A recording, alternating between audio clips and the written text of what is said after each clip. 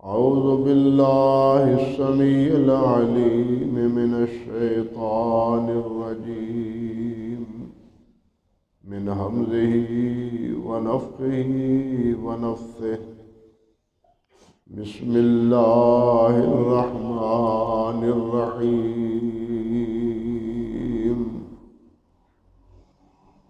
قل يا قوم اعملوا على مكانتكم إني عامل فسوف تعلمون من يأتيه عذاب يخزيه ويحل عليه عذاب مقيم.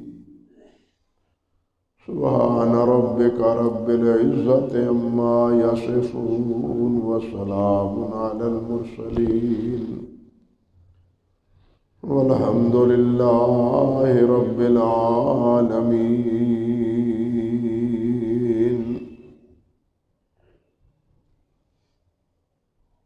محترم معزز سامعین کرام، عزت مآب میری بہنوں اور بیٹیوں، یہ سورت الزمر کی آیت نمبر 39 اور 40 ہے جو میں نے خطبے کے دوران آپ کے سامنے تلاوت کی. ان دونوں آیات مبارکہ سے پہلے جو بات اللہ سبحانہ و تعالی نے ارشاد فرمائی ہے، پہلے اسے ذہن نشین فرما لیں تاکہ ان دونوں آیات کا مفہوم سمجھنے میں آسانی رہے. پہلی آیت میں اللہ ذوالجلال والاکرام نے کفار اور مشرکین پر اتمام حجت کی ہے، یعنی حجت کا اتمام کیا ہے،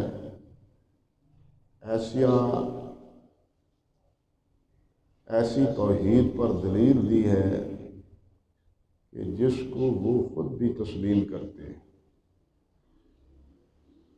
جب خود تسلیم کرتے ہیں تو پھر اس مالک کو وحدہ لا شریک کیوں نہیں مانتے؟ وہ دلیل کیا ہے کہ بتلاؤ آسمانوں اور زمین کے پیدا کرنے میں تمہارے معبودوں کا کوئی حصہ ہے؟ کوئی حصہ نہیں. وہ اقرار کرتے تھے کہ اس کا کوئی حصہ نہیں.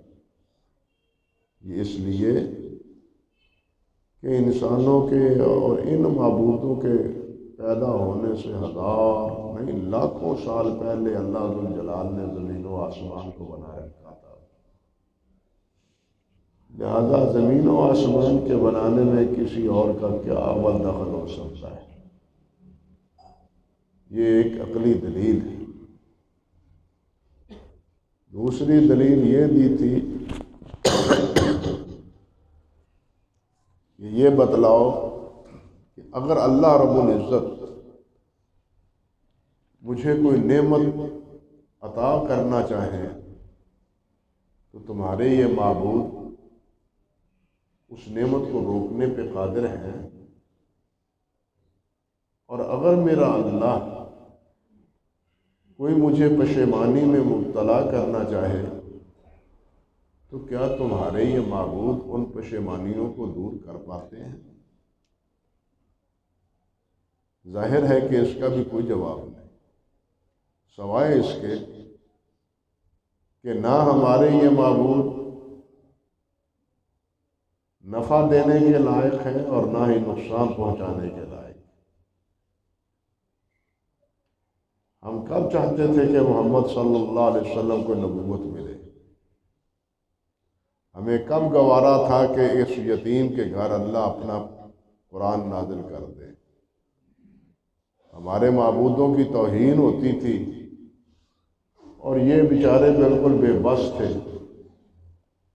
اس لیے یہ کس طرح آپ کا نقصان کر سکتے ہیں یا اللہ کے دی ہوئی نعمت کو روک سکتے ہیں؟ جی اس کو کہتے ہیں کہ ایسی دلیل جس سے منہ بند ہو جائے، ایسی دلیل سے کو کہتے ہیں جس سے منہ بند ہو جائے، اگلا خاموش ہو جائے، اور یہ اسی کو اصطلاح میں اتمام حجت کہتے ہیں کہ ایسی دلیل کہ جس کا جواب نہ ہو۔ یہ بات کہنے کے بعد بالآخر اللہ رب العزت نے فرمایا کہ تم جو کرنا چاہتے ہو کرو، میرے نبی تم کہہ دو میرے لیے میرا اللہ کافی، قل حسبی اللہ علیہ یتوکل المتوکلون۔ جو کہنا چاہتے ہو کہتے رہو، جو کرنا چاہتے ہو کرنا چاہتے ہو۔ پہلی آیت میں سنا ہے نا کہ وہ ڈراتے تھے، خوف زدہ کرتے تھے، لا تمہارے نقصان، مالی نقصان کرے گا، جانی نقصان کرے گا، یہ حبل سب سے بڑا ہے، ان کی تم گستاخی کرتے ہو تو اس گستاخی کا خمیازہ تمہیں بھگتنا پڑے گا۔ یہ خوف زدہ کرتے تھے۔ فرماتے ہیں کہ میرا ان سے کوئی تعلق نہیں، ان پر کوئی امیدیں وابستہ نہیں، ان سے نہ میں خوف زدہ ہوتا ہوں، میں اللہ سے ڈرتا ہوں، اللہ میرے لیے کافی ہے، اور اللہ ہی پر میرا بھروسہ ہے، اللہ ہی پر میرا توکل۔ آج کے خطبے میں جو آیات پڑھی ہیں آپ، اس میں اللہ سبحانہ و تعالیٰ نے فرمایا ہے قل یا قوم اعملوا علی مکانتکم انی عامل۔ اے میرے نبی کہہ دیجئے کہ تم اپنے جگہ پر جہاں جمے ہوئے ہو جمے رہو، عمل کرتے جو کر رہے ہو کرتے رہو۔ انی عامل، میں جہاں ہوں میں عمل کر رہا ہوں۔ اس کے معنی ان کو شرک کی اجازت دینا نہیں کہ تم کرتے رہو، یہ اجازت کے معنی مفہوم میں نہیں ہے، بلکہ یہ ایک وارننگ کے مفہوم میں ہے۔ جس طرح ہمارے ماحول میں بھی کرتے ہیں، تو جو کرنا ہے کرتا رہے گا، انجام بھی تینوں بھگتنا پڑے گا۔ ہم بھی اپنے محاورے میں یہی انداز اختیار کرتے ہیں۔ یہی بات اللہ سبحانہ و تعالیٰ نے یہاں فرمائی ہے قل یا قوم اعملوا علی مکانتکم، میری قوم تم اپنی جگہ پر جہاں ہو عمل کرتے رہو، جس کے پجاری ہو کر پوجا کرتے رہو ان کی۔ انی عامل، میں جس کا پجاری ہوں، جس کی بندگی کرتا ہوں، میں وہ عمل کروں۔ گویا اس میں ایک مطابقت کا پہلو ہے، براعت کا پہلو ہے، بری الذمہ، میں تمہارے عمل سے بری الذمہ، تم میرے عمل سے بری الذمہ۔ جس طرح سورۃ الکافرون میں ہے نا، قل یا ایھا الکافرون لا اعبد ما تعبدون ولا انتم عابدون ما اعبد ولا انتم عابدون ما اعبد لکم دینکم ولی دین۔ تمہارے لیے تمہارا دین، میرے لیے میرا دین۔ میں جس مالک کی عبادت کرتا ہوں، اس کی عبادت پر قانے رہنے والے تم نہیں ہو، اور جن کی تم پوجا کرتے ہو، تم عبادت کرتے ہو، میں ان کی عبادت کرنے والا نہیں۔ یعنی وہی اسلوب ہے، وہی مفہوم ہے، لیکن الفاظ مختلف ہیں۔ فرمایا انی عامل فسوف تعلمون، میں عمل کرنے والا ہوں، ان قریب تمہیں پتہ چل جائے گا جو کچھ تم کر رہے ہو، اس کا انجام تمہیں ان قریب تمہارے سامنے آ جائے گا۔ یہی بات اللہ سبحانہ و تعالیٰ نے سورۃ الانعام میں بھی فرمائی ہے۔ سورۃ زمر بھی مکی صورت ہے، اور سورۃ الانعام بھی مکی ہے۔ سورۃ انعام میں بھی بالکل اسی اسلوب میں اللہ سبحانہ و تعالیٰ نے یہ بات ارشاد فرمائی، فرمایا قل، اے میرے نبی صلی اللہ علیہ وسلم یہ کہہ دیں، یا قوم اعملوا علی مکانتکم انی عامل فسوف تعلمون، وہی الفاظ ہیں جو یہاں ہیں کہ اے میری قوم تم اپنی جگہ پر عمل کرتے رہو، میں اپنی جگہ پر اپنے موقف پر میں عمل کیے جا رہا، فسوف تعلمون، ان قریب تمہیں پتہ چل جائے گا، من تکون لہ عاقبۃ الدار، من تکون لہ عاقبۃ الدار، پتہ چل جائے گا کہ انجام کار کس کے ہاتھ میں ہے، کس کا انجام اچھا نکلتا ہے اور کس کا انجام برا ہوتا ہے، کوئی کون کامیاب ہوتا ہے اور کون خسارہ پاتا ہے، انجام کا پتہ چل جائے گا۔ فرمایا انہ لا یفلح الظالمون، کان کھول کے سن لو، ظالموں کے ہاں اللہ کی ظالموں کی اللہ کے ہاں کوئی فلاح کی امید نہیں، ظالم دھر لیے جائیں گے۔ یہ ظالم جو ہیں، جو شرک کرنے والے ہیں، کفر کرنے والے ہیں، زیادتی کرنے والے ہیں، یہ کبھی بھی کامیاب نہیں ہوں گے، کبھی بھی سرخرو نہیں ہوں گے۔ اور اسی طرح ہوا، اللہ سبحانہ و تعالیٰ نے فتح مکہ کے موقع پر یہ جو جتنی مخالفتیں کرنے والے تھے اور جس قدر آپ کے ساتھ انہوں نے شورش کی، بالآخر انجام کیا ہوا؟ سب کے سب سرنگوں۔ اللہ نے خود فرمایا اذا جاء نصر اللہ والفتح ورأیت الناس يدخلون فی دین اللہ افواجا، آپ نے دیکھ لیا کہ اب اس فتح کے بعد فوج در فوج، موج در موج لوگ اسلام میں داخل ہو رہے ہیں، اور یہ جو مخالفتیں کر رہے تھے، یہ جو ڈرا دھمکا رہے تھے لات اور عزا سے، آج وہ سارے لات اور عزا ڈھیر بنے ہوئے ہیں۔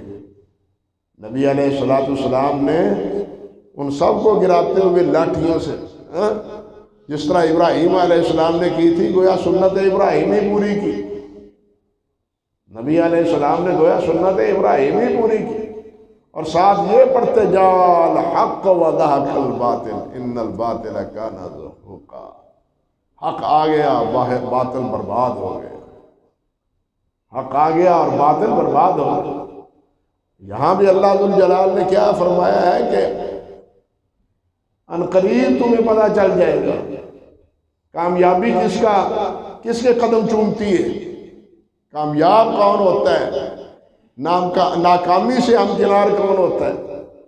مکے والوں نے چند سالوں کے بعد ہی دیکھ لیا کہ ہم تو بری طرح ناکام ہوئے، اور محمد صلی اللہ علیہ وسلم بہر آئینہ وہ کامیابی سے ہمکنار ہوئے۔ اللہ اکبر کبیرہ۔ اور یہی بات حضرت شعیب علیہ السلام نے بھی اپنی قوم سے کہی تھی۔ شعیب علیہ السلام کی قوم جہاں شرک پر آمادہ تھی اور عمل پیرا تھی، وہاں وہ تجارت میں ہیرا پھیری کرتی تھی، صحیح اشیاء فروخت نہیں کرتی تھی، لینے کے پیمانے اور دینے کے پیمانے اور۔ تجارت میں لوگوں کی آنکھوں کو خیرہ کر کے اپنی تجوریاں بھرتی تھی، اور لوگوں کو پورا مال نہیں دیتی تھی، پیسے پورے لیتی تھی اور مال پورا نہیں دیتے، جبکہ جس کے پیسے دے دیے جائیں اب وہ مال اس کا نہیں، پیسہ دینے والے کا ہے۔ قرآن نے بتلایا جس نے پیسے دے دیے، اب وہ دیے ہوئے مال کا مالک کون ہے؟ جس نے پیسے دے دیے۔ اب جو پہلے مالک تھا وہ مالک نہیں رہا، اب جس نے پیسے دیے ہیں اس کو پورا مال دینا چاہیے، لیکن وہ یہ عادت اختیار نہیں کرتی، بلکہ شعیب علیہ السلام کہتی تھی قوم، یا شعیب الصلاۃ تأمرک ان نترک ما یعبد آباؤنا او نفعل ما فی اموالنا ما نشاء۔ شعیب، یہ تیری نماز ہم کو روکتی ہے کہ ہم اپنے معبودوں کی عبادت نہ کریں؟ جو ہمارے آباء و اجداد جن کی پوجا کرتے رہے ہیں ان کو چھوڑ دیں، خیر بات کیا دیں؟ کیا یہ نماز تیری حکم دیتی ہے کہ ہم اپنی مرضی سے تجارت نہ کریں، اپنی مرضی سے کاروبار نہ کریں؟ افسوس ہوتا ہے کہ آج ہمارا بھی کردار شعیب علیہ السلام کی قوم سے تو مختلف نہیں ہے۔ ہم نمازیں بھی پڑھے جا رہے ہیں، نمازیں پڑھتے ہیں، لیکن تجارت میں وہی انداز ہے جو کہ شعیب علیہ السلام کی قوم کا ہے۔ نماز تو روکتی ہے کہ کسی سے بددیانتی نہ کرو، ہیرا پھیری نہ کرو، دغا اور فریب نہ کرو، فراڈ کسی سے نہ کرو، نماز تو روکتی ہے۔ اور المیہ کی بات ہے کہ یہ قوم شعیب علیہ السلام کی کافر قوم نے سمجھ لیا۔ ہم مسلمان ہوتے ہوئے بھی ہم کو یہ سمجھ نہیں آتی، بلکہ کہنے والے کہتے ہیں یہ ہماری نماز ہے، ہماری عبادت ہے، یہ ہمارا کاروبار ہے۔ بتلائیے کوئی صورت مختلف ہے؟ جو وہ کرتے تھے وہی کچھ ہم کرتے ہیں، کوئی مختلف نہیں ہے۔ انا للہ و انا الیہ راجعون۔ تو شعیب علیہ السلام نے جب ان کو لٹایا تو ڈرایا اور دھمکایا، تو وہ آگے سے پتہ ہے کیا کہنے لگے؟ کہنے لگے اے شعیب لولا رہتک لرجمناک وما انت علینا بعزیز۔ اللہ اکبر کبیرہ، تم اتنے طاقتور نہیں ہو، اگر تمہارا قبیلہ نہ ہوتا تو ہم تمہیں رجم کر دیتے۔ اللہ، تمہاری تو کوئی پوزیشن نہیں، تم تو کمزور ہو، ناتواں ہو، تن تنہا ہو، تمہارے ساتھی ہیں کتنے؟ اگر تمہارا خاندان نہ ہوتا تو ہم تجھے رجم کر دیتے۔ اللہ اکبر۔ حضرت شعیب علیہ السلام نے کیا جواب دیا؟ قال یا قوم ارہتی اعز علیکم من اللہ۔ وہ میری قوم شرم نہیں آتی یہ بات کہتے ہوئے؟ تمہیں میری برادری اور میرا خاندان یہ اللہ سے بڑا معلوم ہوتا ہے؟ زیادہ طاقتور اور زیادہ قوی محسوس ہوتا ہے؟ اللہ سے بھی میری قوم زیادہ طاقتور ہے؟ گویا تمہیں اللہ کا ڈر نہیں ہے، میری قوم کا ڈر ہے۔ تمہیں اللہ کا ڈر نہیں ہے، میری قوم کا ڈر ہے۔ اللہ واتخذتموہ وراء ظہریہ وراءکم ظہریہ ان ربی بما تعملون محیط۔ کہنے لگے اللہ تعالیٰ کو تو تم نے بالکل ایسا ہے جیسے نسیہ منسیہ کر دیا، بالکل بھلا دیا ہے، لیکن یاد رکھو اللہ سبحانہ و تعالیٰ کے پکڑ سے تم نکل نہیں سکتے۔ اللہ اکبر کبیرہ۔ اللہ کی پکڑ میں یا قوم اعملوا علی مکانتکم انی عامل سوف تعلمون من یأتیہ عذاب یخزیہ۔ اللہ اکبر۔ میری قوم تم عمل کرو، نہیں باز آتی نہ آؤ، جس طرح اسیاں نے خسموں دا سر کھاؤ، جاؤ جڑے جہنم سے جانا ہے جاؤ، انی عامل، میں اپنی جگہ عمل کرتا ہوں۔ سوف تعلمون، تمہیں ان قریب پتہ چل جائے کیا من یاتی عذاب یخزی ہے، کس کے پاس عذاب آتا ہے جو اس کو ذلیل و رسوا کر کے رکھ دے، جو اس کو ذلیل و رسوا کرے گا۔ ومن هو کاذب، اور یہ بھی پتہ چل جائے گا کہ سچا کون ہے اور جھوٹا کون ہے۔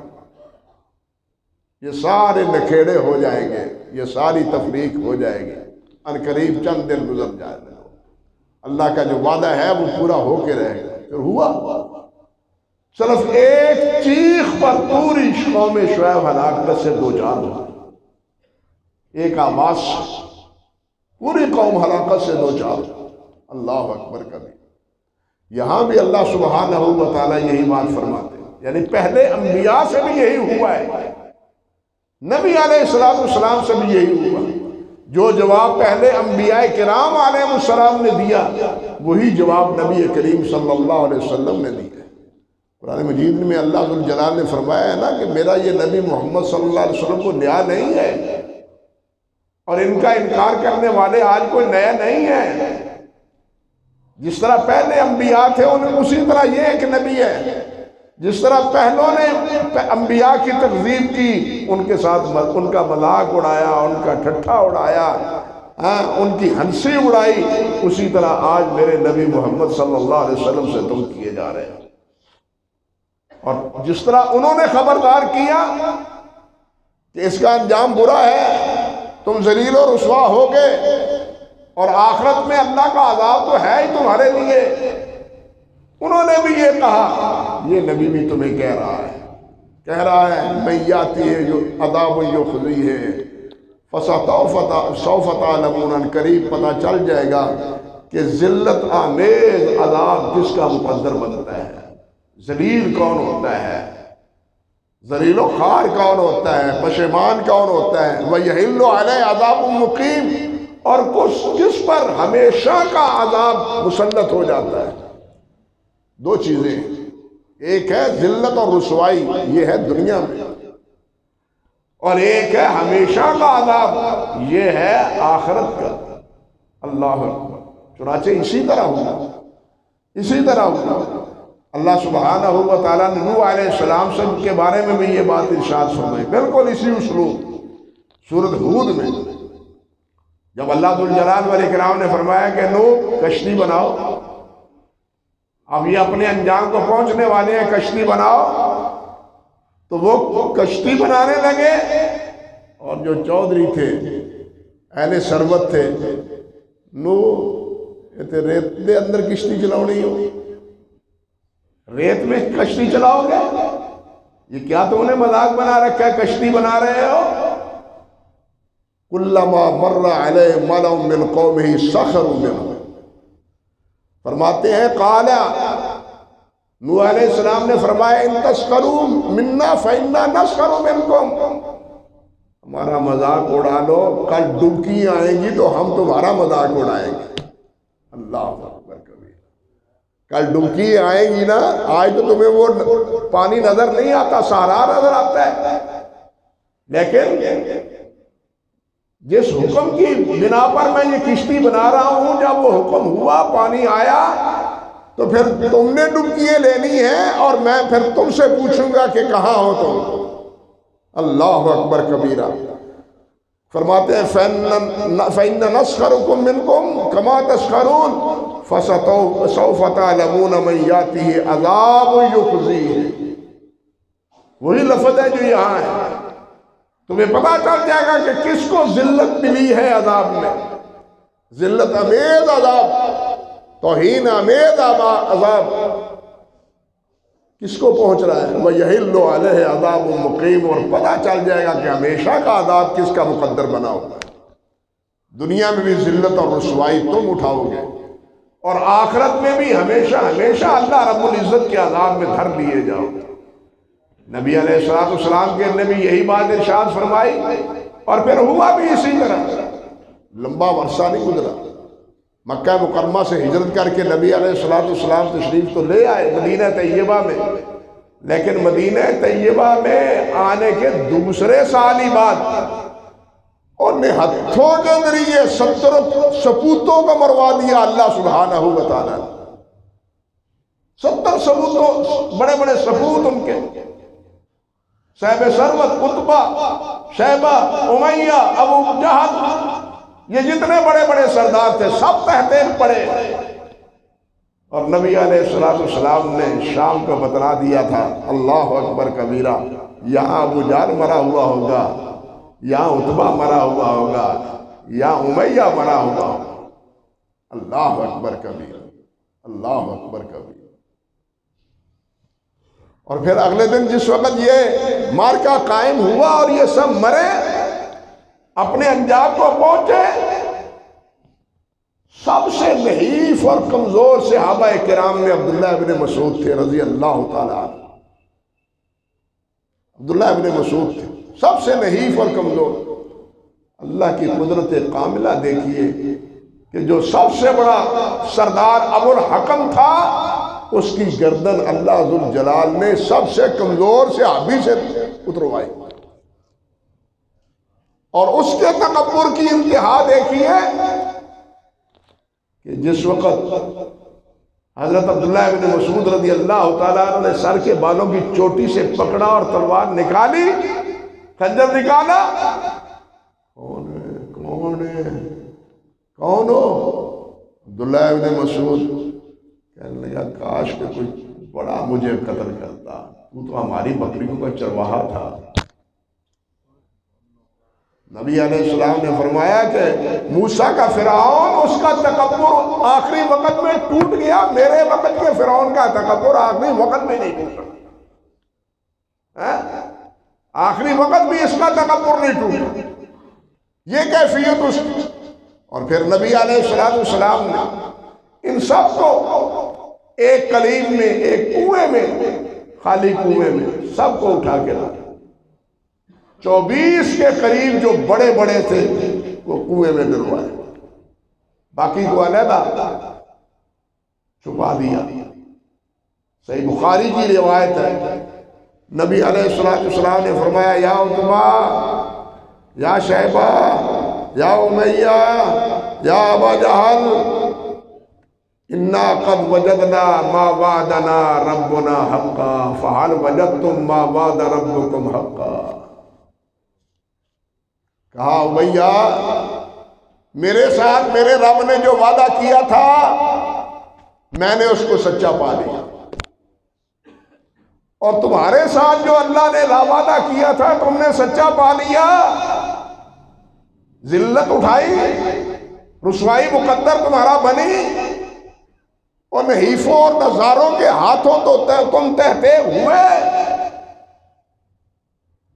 اللہ اکبر کبیرہ. حضرت عمر فاروق رضی اللہ تعالیٰ عنہ عرض کرتے ہیں حضور یہ تو موت ہے، مرتے ہوئے ہیں، یہ سن رہے ہیں، آپ کن کو مخاطب کر رہے ہیں نام لے لے کے؟ نبی علیہ السلام نے فرمایا ابو عمر ہاں اب اس وقت اللہ انہیں سنا رہا ہے، ان کو ذلیل کرنے کے لیے، ان کو رسوا کرنے کے لیے، تاکہ ان کی حسرت کسی نوعیت کی باقی نہ رہے. مرنے کے بعد انہیں احساس ہو جائے کہ جو ہم سے کہا جا رہا تھا آج ہم نے اس کو پا لیا. قیامت کو تو ہوگا ہی ہوگا. آج ہم نے دنیا میں جو کہا گیا تھا کہ میں یاتی ہے عذاب یخزی ہے، کس کے پاس ذلیل کرنے والا عذاب آتا ہے، رسوا کرنے والا، توہین آمیز.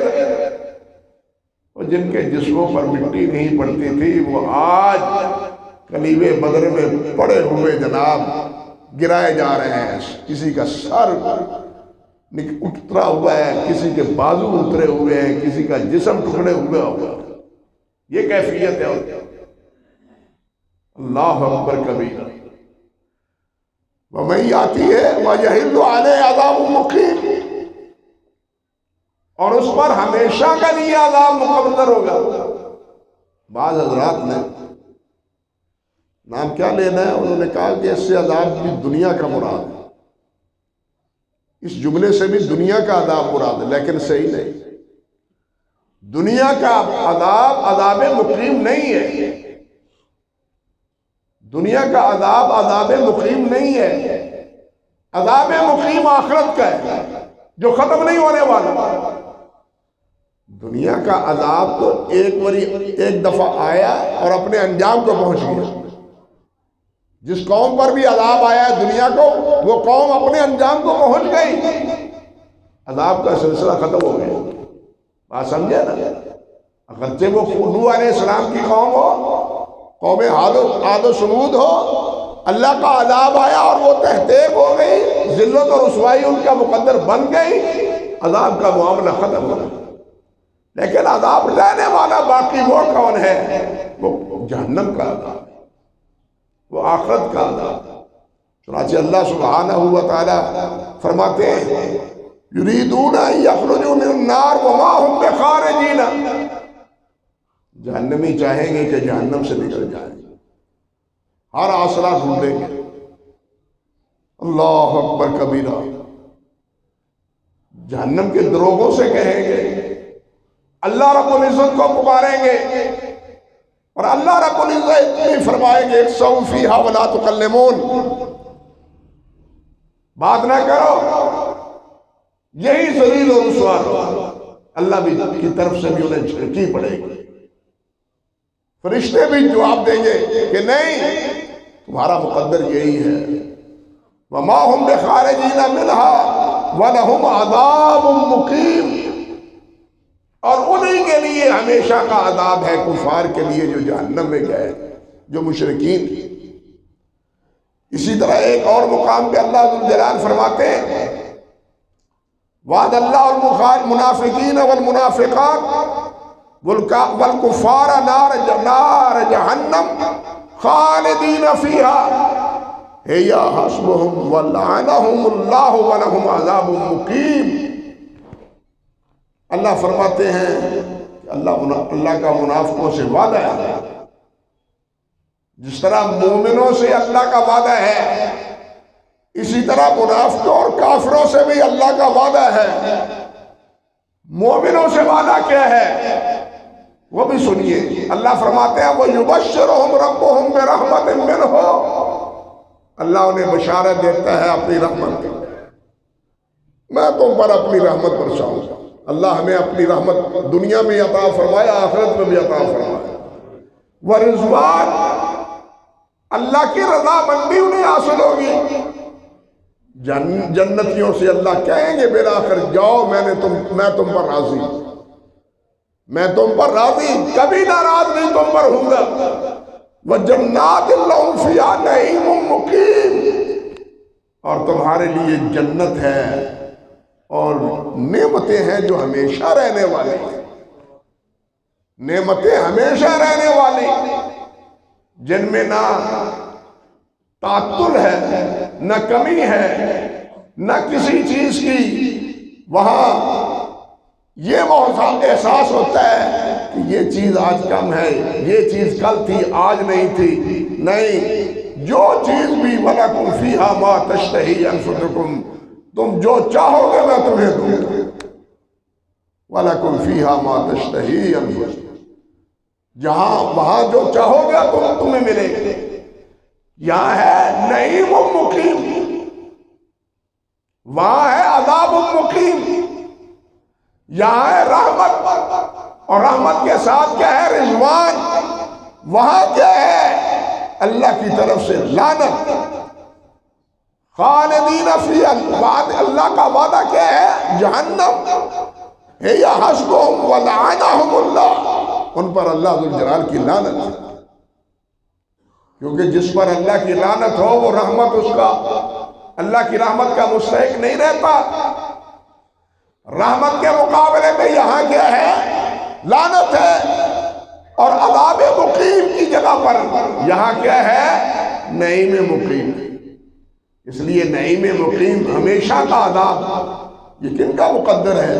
مشرکین کا اور منافقین کا۔ اللہ سبحانہ و تعالی ہمیں ایمان سے بہرہور فرمائے، اللہ رب العزت ہمیں دنیا اور آخرت کی نعمتوں سے نوازے، اللہ تعالی ہمیں دنیا اور آخرت پہ اپنی رحمتوں سے نوازے۔ سچی بات ہے، نہ ہمارا کوئی کام دنیا میں اللہ کی رحمت کے بغیر بن سکتا ہے، اور نہ ہی رحمت کے بغیر آخرت میں ہمارا کوئی سنورے گا۔